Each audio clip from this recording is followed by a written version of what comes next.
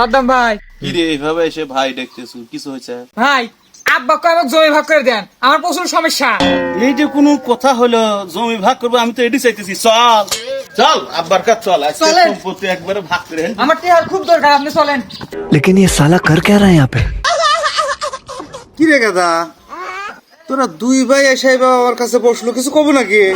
আব্বা কথা কি, এই যে জমা জমি আছে যে আর গরু টরু আছে, আমাকে ভাগ করে দেন আব্বা। কখন বেন আপনি মরে যান। জমি যখন ভাগ করবার চাইতেছু, তাহলে জমি ভাগ করে নি।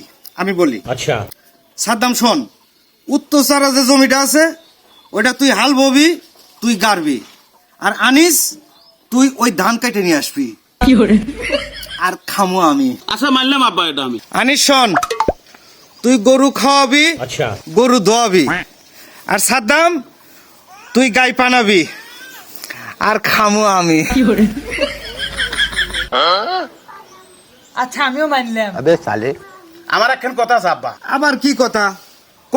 আব্বা, বাজার থেকে বিষ আনবে আনিস, মাখামো আমি, খাইবে না।